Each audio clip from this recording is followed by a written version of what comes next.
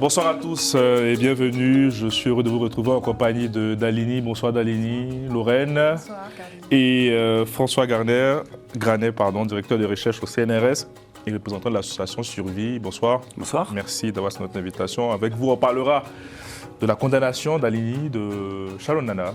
Est-ce que vous pouvez revenir un peu sur le contexte de...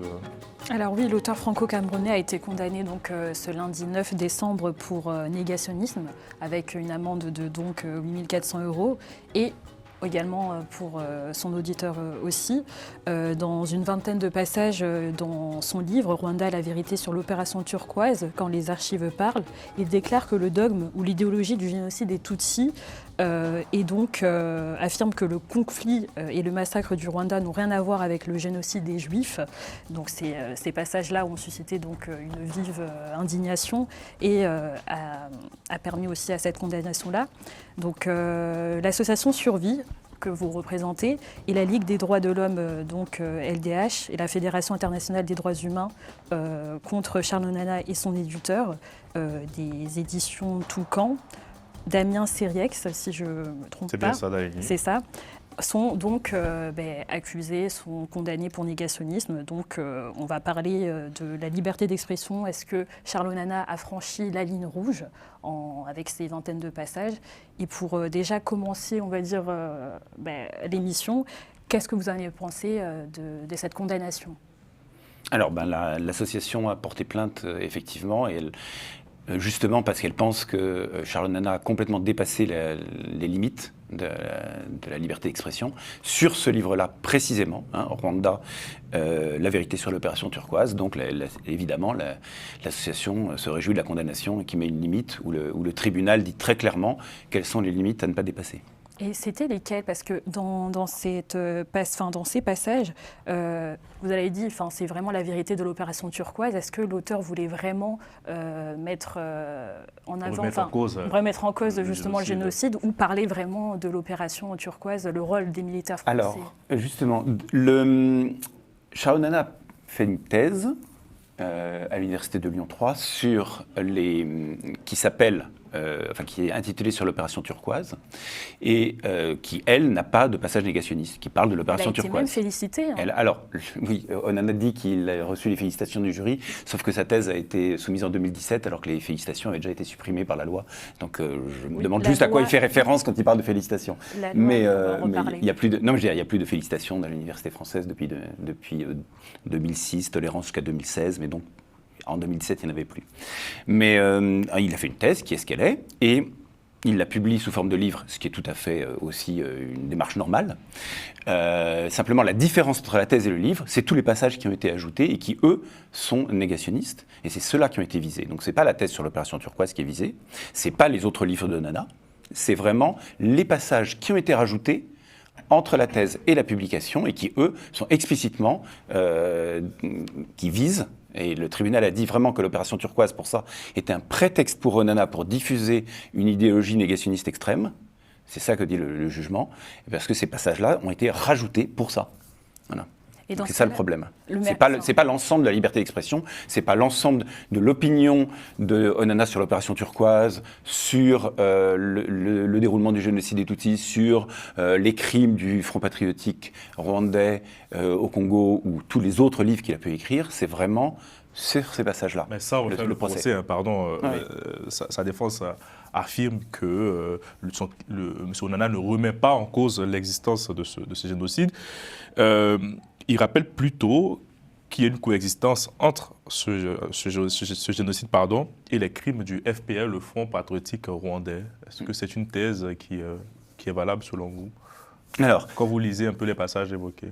Et surtout, je précise, il met en griffe le terme génocide. C'est peut-être ça qui a un peu révolté la justice française. Alors, c'est bien un ensemble. Le tribunal a vraiment fait très attention de prendre les phrases dans leur contexte, et dans le jugement, il remet toutes les phrases bien dans leur contexte, pour montrer que c'est vraiment un ensemble d'un contexte qui diffuse l'idéologie génocidaire et la négation du génocide. À chaque fois, c'est toujours « je ne nie pas le génocide, mais… » et on fait tout ce qu'on peut pour le nier.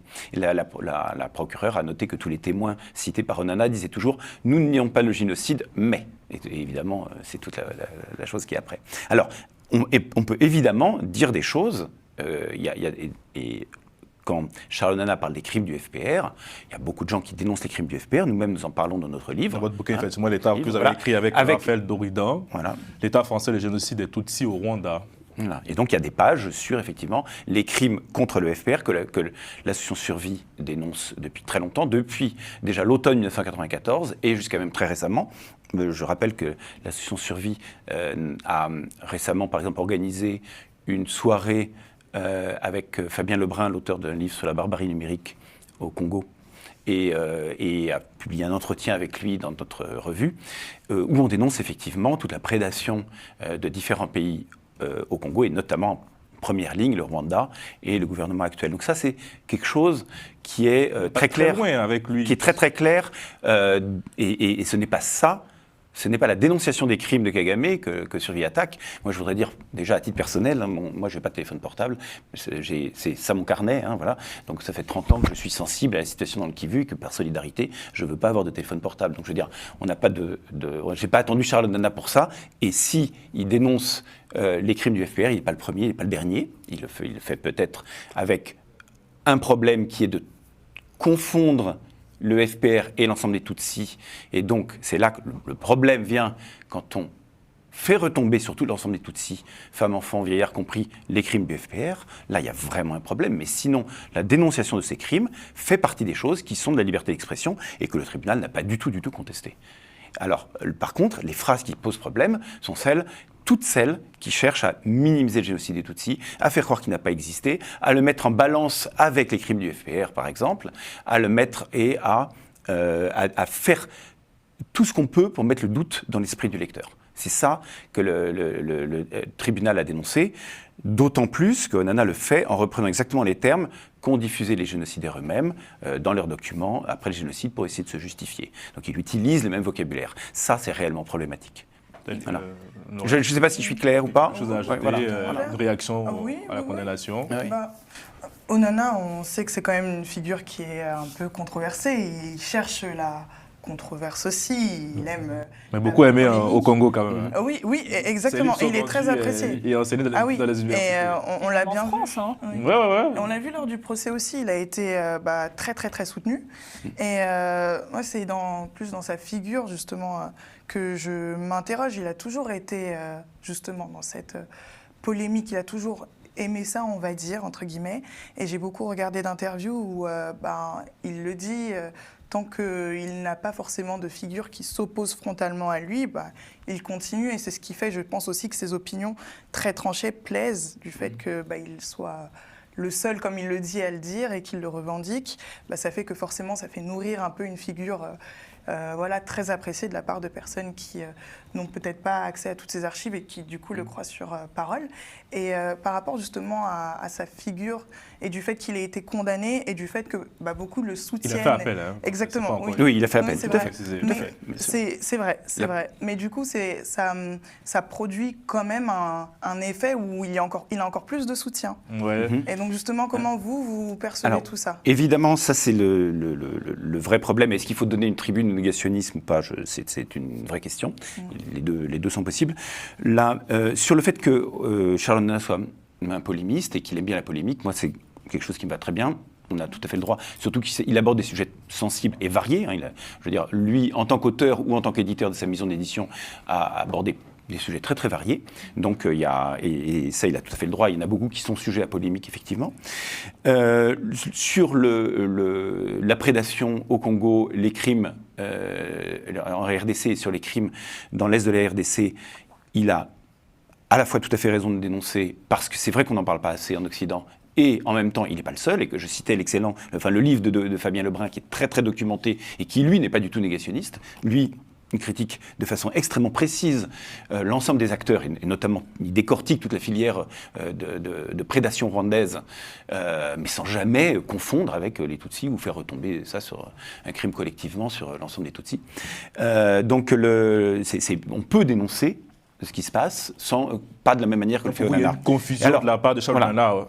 Alors maintenant, pour revenir sur le parcours d'Onana, et comment je comprends le fait qu'il ait tellement de succès au Congo, moi je dirais aux Congolais, à nos amis congolais, plutôt de venir soutenir et diffuser le livre de Fabien Lebrun ou d'autres, qui effectivement, d'ailleurs, il rencontre un très bon écho dans la communauté, mais il n'a pas bénéficié des mêmes moyens publicitaires que Holocauste au Congo, qui a pu avoir des publicités dans tous les transports franciliens. On a vu énormément. Donc ça, on n'a pas l'habitude dans le milieu militant de voir ce genre de moyens. Voilà. Alors, le parcours de Nana, il faut voir quand même que sur certains dossiers, il y a des dossiers tout à fait respectables, mais il y a un moment où il commence à croiser la route des génocidaires et croiser la route de la diffusion de l'idéologie génocidaire. Ça, c'est la première étape. La deuxième étape, c'est qu'il se trouve des alliés en France, puisque en France, les gens qui défendent la politique française, la politique de l'État français à l'époque, se sont trouvés alliés de fait avec les génocidaires, même si nous, on voit aucun Français qui ait d'intention génocidaire. Hein, on voit pas, voilà. Le fait que les Français se sont opposés au FPR fait que certaines parties de l'armée française se sont opposées au FPR, puisqu'il y avait d'autres parties de la France qui étaient tout à fait prêtes à négocier. Mais il y a une partie très intransigeante. C'est les témoins qui ont été les témoins de Nana au procès. C'est la fraction de l'armée qui était très très intransigeante, qui ne voulait surtout pas discuter avec le FPR. Cette partie-là a trouvé un allié chez les génocidaires, puisqu'ils ont un ennemi commun. Et donc Nana a trouvé des alliés en France, il a trouvé des relais en France, et ça lui a donné beaucoup de résonance qu'il n'avait pas avant quand il attaquait tout seul, quand il était seul à défendre cette idéologie génocidaire. Donc ça, il a beaucoup obtenu de résonance et donc de reconnaissance quand il a eu ses alliés en France, et maintenant, il a des alliés encore plus nombreux, moins puissants peut-être que l'armée française, mais beaucoup plus nombreux, qui sont ses alliés, qui sont les personnes qui le soutiennent au Congo, parce qu'il a dénoncé effectivement des crimes bien réels au Congo. Et donc, je comprends très bien que la douleur des Congolais fait qu'on a envie de manifester et de soutenir quelqu'un qui dénonce. Simplement, il vaudrait mieux peut-être trouver quelqu'un qui n'a pas la face, on va dire, critiquable de Nana. Et je pense surtout que ce que fait Onana, qui est d'opposer les douleurs, c'est très très grave. Je pense qu'on peut respecter fondamentalement la douleur des passés, des rescapés et des victimes du génocide des Tutsis. On peut respecter fondamentalement la douleur des Congolais et de toutes les victimes des crimes qu'il y a eu au fil de ces 30 dernières années. Voilà. Et je pense qu'il n'y a aucune raison de les opposer. Voilà. Je ne suis pas ici pour la négation de génocide, je suis ici parce que M. Paul Kagame a décidé que je devrais être ici, c'est sa déclaration. Alors ça n'engage que lui. Je veux dire, Survie critique énormément Kagame. Survie n'a aucune influence de Kagame. Donc il y a des membres de Survie qui ont lu le livre de Nana, qui ont vu qu'il y avait des passages qui posaient problème, qui ont dit là, tout ce qui est limite, effectivement, il ne s'agit pas nécessairement de donner une tribune, mais quand vraiment ça dépasse clairement la ligne rouge, il faut porter plainte. Et donc c'est pour ça que Survie a initié cette plainte. Il n'y a aucun lien avec Kagame. Nous avons jusqu'ici, Survie a toujours été très critique vis-à-vis de Kagame, du régime actuel en tout cas, pas du fait qu'il ait mis fin au génocide, qui est quand même ce qu'on lui reconnaît de très positif, mais Survie, que ce soit lors des visites d'État de Kagame en France, lors des différents rapports qui ont pointé ces crimes, lors de la visite de Macron à Kigali, à chaque fois Survie était l'association qui était critique de ce soutien. Donc je pense qu'on n'a aucun... Si Onana veut crier au fait qu'il est victime et qu'on veut le faire taire, il peut toujours le dire, mais à Survie, personne ne veut le faire taire sur ce qu'il dénonce au Congo. Il n'y a aucune raison. On est plutôt, sur ce plan-là, on est plutôt du même côté que lui. Et moi, j'aimerais qu'on apporte une précision pour équilibrer ce plateau, parce qu'il y a eu des manifestations aussi d'Alini en soutien à Charles Onana de la part de la communauté congolaise. Nous avons invité un membre qui... Oui, qui n'a pas pu venir. Mais ce membre-là pointait du doigt l'article qui a été modifié, la loi de 1881, qui a été modifiée pour 2007, au niveau de la liberté d'expression. J'aimerais vous pointer là-dessus. Est-ce que c'est aussi une cause? Est-ce que vous comprenez que cette modification-là, elle a pu apporter donc à ce qu'on accuse Charles Onana de négationnisme? Et moi, je veux préciser encore, la loi de 2017 sur la liberté de la presse punit le fait de nier, minorer ou banaliser de façon outrancière tous les génocides reconnus par la France, et pas seulement celui des Juifs pendant la Seconde Guerre mondiale. Voilà, c'est ça. Avant, c'était la première loi sur la répression de la négation, c'était juste la négation du génocide des Juifs. Et maintenant, effectivement, c'est les autres reconnus par la France, donc ça inclut le génocide des Tutsis. Alors, cette loi sur la liberté de la presse, Charles Onana a dit ça va entraver la recherche. Or, moi, je ne vois pas. Bon, moi, il se trouve que dans mon travail, je suis chercheur moi-même, mais il n'y a pas de lien particulier. Est-ce que je pense que par exemple, toute sa thèse sur l'opération turquoise, avec laquelle j'ai beaucoup de désaccords, on peut en débattre en termes d'historien, en termes de recherche, de débat sur les archives. On ne voit absolument pas en quoi cette condamnation nous empêche de débattre sereinement du travail de Nana sur l'opération turquoise. Par contre, le fait que ce qu'il dit sur la négation du génocide, ça, le fait qu'il entretient une confusion dans l'esprit des lecteurs, ça, c'est pas du tout de la recherche. Voilà. Et par contre, par exemple, je peux pas donner tous les exemples de falsification qu'il a, mais je peux en donner deux qui sont au cœur de ce que j'appellerais le mensonge de Nana, et pas seulement la confusion, le mensonge de Nana concernant le génocide des Tutsis. Je ne sais pas si j'ai le temps de allez-y. Deux exemples de ce qu'il a présenté au procès.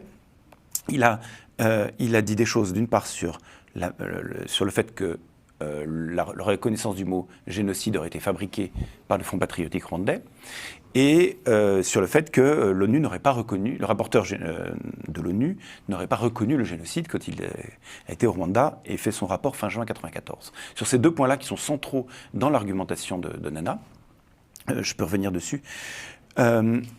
Ce rapport, là j'ai amené le rapport du rapporteur de l'ONU, 28 juin 1994, avec donc il commence par des dizaines de pages où il examine, il rend compte de tout ce qu'il a vu au Rwanda. D'accord ? Après, à la section 41, il commence à se demander, il dit les faits ci-dessus constituent sans conteste des violations graves et massives des droits de l'homme. La question est de savoir quelle est la nature. Donc maintenant il dit, maintenant qu'on a examiné tous les faits, on va se demander si c'est un génocide. Et donc on va le confronter aux faits. D'accord ? Donc il dit d'éminentes personnalités, dont le secrétaire général des Nations Unies, n'ont pas hésité à qualifier le massacre des Tutsis de génocide. Il importe de vérifier au regard des faits la pertinence de cette qualification. Donc voilà. Donc question, est-ce que c'est un génocide ? Vérifions-le en regardant les faits. Et il examine les faits. Et à la fin, il conclut, oui, les conditions prescrites par la Convention de 1948, la Convention génocide, sont ainsi réunies. Et donc, il s'agit bien de l'avis du rapporteur spécial, c'est-à-dire de l'avis du rapporteur qui écrit ce texte. La qualification de génocide doit être d'ores et déjà retenue en ce qui concerne les Tutsis. Donc c'est clair, j'ai posé la question, est-ce que c'est un génocide ? La page d'après, je réponds, oui, c'en est un. Et par contre, il en va différemment de l'assassinat des Hutus. C'est-à-dire que oui, il y a eu des meurtres de Hutus, ce n'est pas un génocide parce qu'il n'y a pas eu intention d'exterminer les Hutus. Donc ça, c'est le rapport, il est très clair. Et c'est là qu'on voit la falsification de Nana. C'est-à-dire que lui, il ne prend que la phrase qui est cette phrase-là, il importe de vérifier, d'éminentes personnalités dont le secrétaire général des Nations Unies n'ont pas hésité à qualifier le massacre des Tutsis de génocide, il importe de vérifier au regard des faits la pertinence de cette qualification. Onana ne prend que cette question-là pour dire, vous voyez, en juin 1994, ils en étaient encore en train de se poser la question. Voilà, ça, pour quelqu'un qui se dit spécialiste des archives, c'est extraire une phrase de son contexte et falsifier, puisque évidemment, on a la réponse à cette question très claire à la page d'après. Voilà. Donc ça, pour moi, c'est réellement problématique de la part de quelqu'un qui se dit, qui utilise beaucoup le mot scientifique pour se qualifier et qui dit qu'il cherche dans les archives. Je ne sais pas si c'est clair ou pas, et si oui, je passe à l'autre exemple. Moi, vous voulez réagir, oui. Oui, pardon. Moi, je suis ni scientifique ni politique, c'est juste d'un point de vue humain par rapport à quelque chose que vous avez dit juste précédemment, où je suis totalement d'accord. Je suis humaine et je pense que la vie d'un humain compte et qu'il faut faire très attention aux propos qu'on emploie. Et minimiser justement un acte est quand même assez problématique. Et je pense également qu'il faut faire attention pour les prochaines fois, on va dire. Mais c'est tout le sens même de la condamnation, pour éviter que cela se répète. C'est ce que le juge a affirmé, si je ne me trompe pas, lors de la... C'est une première en plus. Oui, c'est une première fois en France et tout. Moi, j'ai bien aimé le concept d'opposition des peurs, des douleurs. Je pense que c'est peut-être ça, peut-être qu'il fallait mettre aussi en avant rapidement dans les lignes, parce qu'on est pris par le texte. Au niveau, à la fin de son procès, il s'est adressé seulement aux médias africains. Est-ce qu'on voit que... Congolais surtout. Ouais, congolais. Est-ce que, comme vous l'avez dit, au niveau des alliés, c'est parce que... Peut-être que les médias aussi occidentaux ont un peu plus ce côté au niveau du procès, de le pointer, tandis que les médias peut-être africains sont beaucoup plus avec lui. Comment vous le percevez ? Alors, Je pense que effectivement le Congo lui a offert une caisse de résonance très importante en lui donnant une stature de héros, hein, vraiment.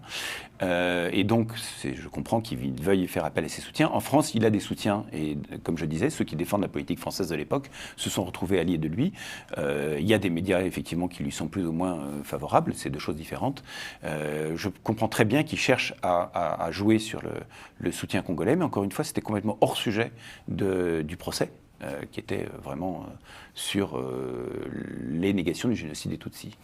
Donc, merci beaucoup. Voilà, pardon.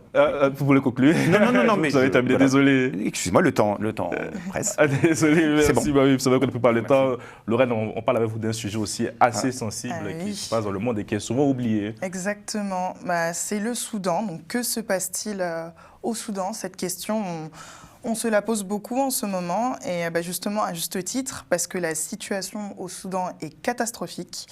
Donc avant de rentrer dans les détails, je voulais justement vous présenter quelques chiffres qui d'ailleurs n'est pas un recensement totalement officiel parce que la situation est si catastrophique qu'on n'a pas de chiffres officiels.